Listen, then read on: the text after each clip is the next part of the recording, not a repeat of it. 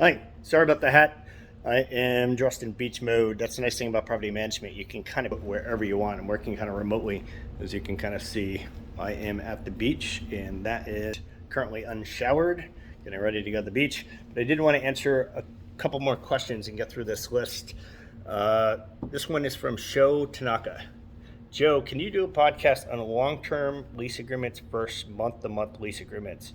I'm just curious, do you have two separate leases, one with an end date slash long-term and one for month-to-month, or just one lease that could be used for either situation? We don't actually do month-to-month leases. The reasoning being is, especially in the Philadelphia market, probably similar to every other market, when our properties are vacant in April and in spring, our rents go skyrocketing up. So we have a lot more leverage to increase the rent for our property owners. And also, we get a lot more applicants. So instead of choosing between the best applicant out of 3 applicants, we get to choose the best applicant out of 5 applicants, which gets us better applicant. So when you become a client, we aggressively work to get you vacant. We will get you vacant in April or May. And we work very hard to make sure that's the case.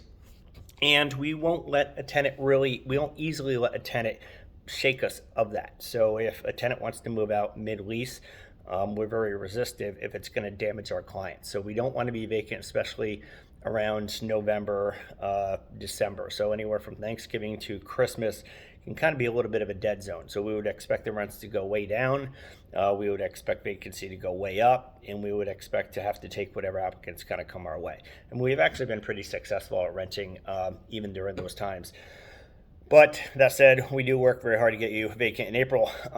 So we don't really do month-to-month leases because we really don't want a tenant to terminate during that dead zone. So we really want our leases to terminate around April. So if a tenant wants to break lease or wants to get out of lease, and we basically follow whatever a real estate court judge would want us to do, and they would want us to let the tenant out of the lease.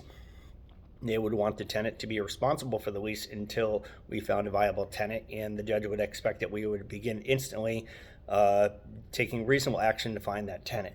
So we won't let a tenant out of the lease, but we actually do have a 1-month fee if a tenant wants to break lease. And that's actually kind of a common occurrence. And it's understandable that a tenant wants to break lease. A lot of our tenants move on to home ownership. And when you go look for a home and you get a home under contract, you really don't have the flexibility of when you take possession for the home. So it's reasonable that they want to terminate mid-lease, but it's also reasonable that we actually charge them the 1-month fee, which helps to kind of right our clients. So it kind of gets the clients compensated fairly. I don't think it's excessive, but it does kind of compensate them, and then we work back to getting them vacant in April or so. So we don't really do month-to-month leases. I just don't really see value in it. We do 12-month leases.